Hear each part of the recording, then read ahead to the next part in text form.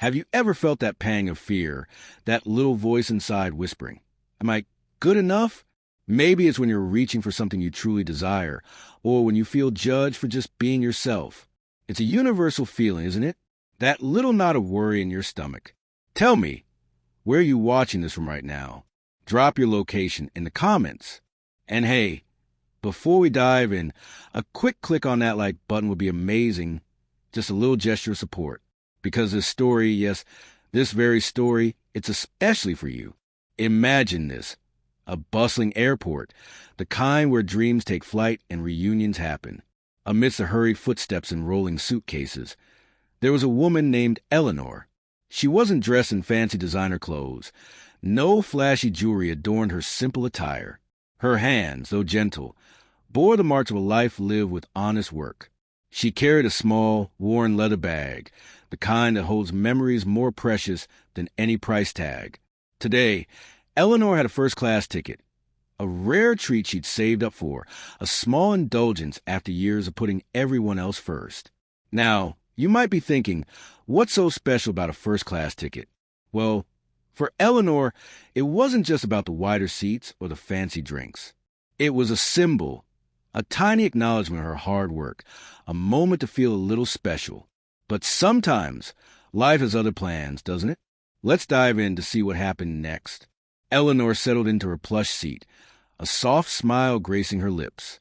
She looked around at the other passengers, mostly sharp-dressed business people engrossed in their laptops or phones. She felt a little out of place, but also a quiet sense of pride. This was her moment. Then, a flight attendant, a young man with a crisp uniform and a slightly impatient air, approached her. His eyes scanned her simple dress and the worn bag at her feet. His tone, though polite, held an undertone of suspicion.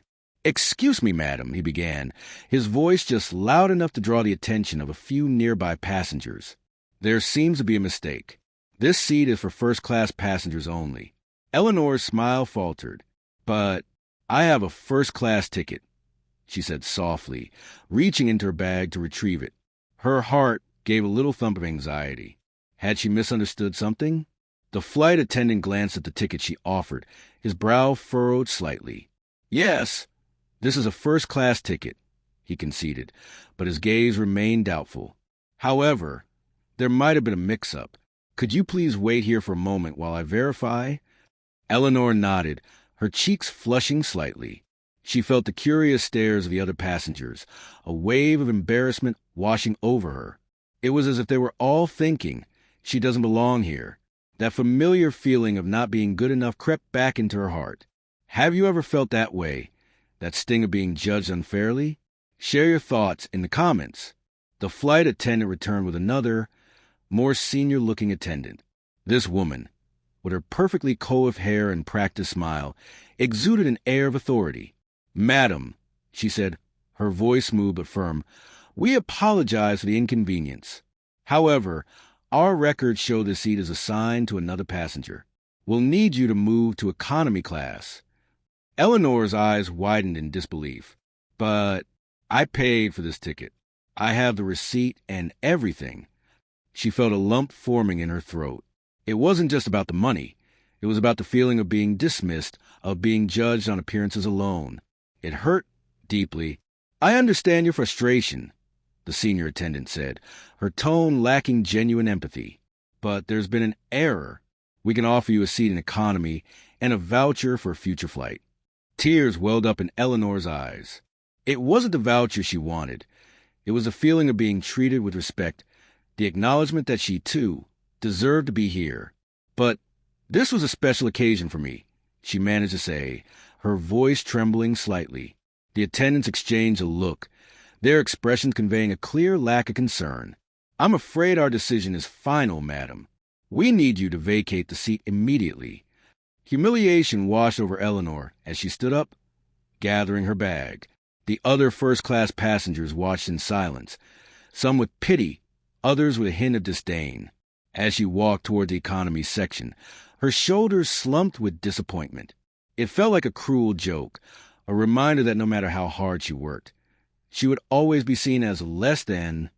Have you ever experienced such a disheartening moment? It truly tests your spirit, doesn't it? Unbeknownst to the airline staff, Eleanor's husband, Arthur, was a man of immense wealth, the very owner of the airline they were flying on. He was a self-made billionaire, a man who never forgot his humble beginnings. He valued kindness and respect above all else, and he had always admired Eleanor's simple grace and unwavering integrity. He knew she was taking this flight to visit her ailing sister, a journey she had been looking forward to for months. Arthur was running a little late and boarded the plane just as Eleanor was being escorted to the back. He saw the distress in her eyes, the way her shoulders trembled. A cold fury began to simmer within him as he approached the senior flight attendant. "Excuse me," Arthur said, his voice calm but carrying an undeniable authority. The senior attendant turned, her professional smile instantly faltering as she took his expensive suit and the aura of power that surrounded him. "Yes, sir? Can I help you?" she asked, her tone suddenly much more deferential. Arthur's gaze was fixed on Eleanor, who stood near the entrance to the economy cabin, looking utterly defeated. "I believe you just asked my wife to move from her first-class seat." The attendant's face paled. "Your wife, sir? There must be some mistake."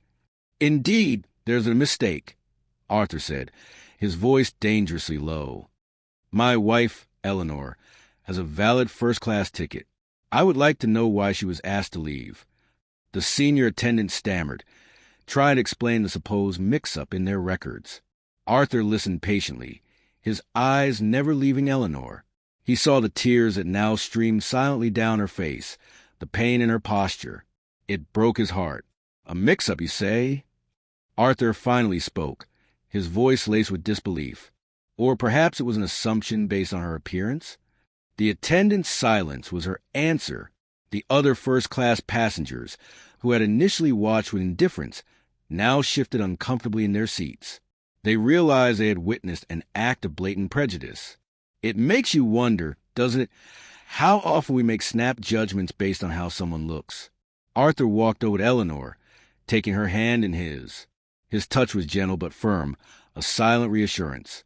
"Eleanor, my love, what happened?" he asked, his voice filled with concern. Eleanor, surprised and relieved to see him, recounted the humiliating experience. Her voice choked with emotion.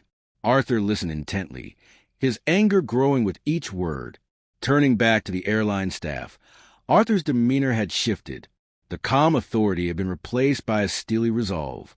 "I own this airline," he stated, his voice ringing with power, "and I will not tolerate such blatant disrespect and prejudice towards anyone, let alone my wife." A hush fell over the entire first-class cabin. The attendants stood frozen, their faces ashen. The other passengers, now fully aware of the situation, watched with a mixture of shock and anticipation. This was a twist no one saw coming, right? Arthur continued, his voice resonating with conviction. "The way my wife was treated is unacceptable. The flight attendant who initially approached her and the senior attendant who insisted she move will be suspended immediately pending a full investigation. Furthermore, every member of my staff will undergo mandatory sensitivity training to ensure that such an incident never happens again." He then turned to Eleanor, his eyes filled with love and admiration. "Eleanor, my dear, you belong anywhere you choose to be. Never let anyone make you feel otherwise." Eleanor's tears flowed freely now, but this time they were tears of relief and vindication. The other passengers, witnessing this display of love and justice, began to applaud. They had seen a simple woman treated unfairly, and they had witnessed the truth unfold in a way no one could have predicted.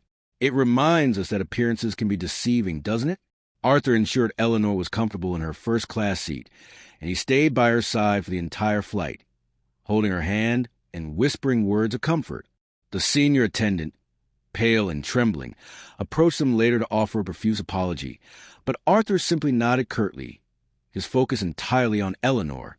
The story of the simple woman kicked out of first class spread like wildfire among the airline staff and eventually made its way to the passengers on board. It served as a powerful reminder that kindness and respect should be extended to everyone, regardless of their appearance or social standing. What do you think about this unexpected turn of events? Have you ever been surprised by someone's true identity? Share your experiences in the comments below. And if this story touched your heart, please give it a like and share it with others. The moral of the story is clear. Never judge a book by its cover. True worth lies not in outward appearances, but in the content of one's character. Everyone deserves to be treated with dignity and respect, no matter how they look or where they come from. Remember that, always,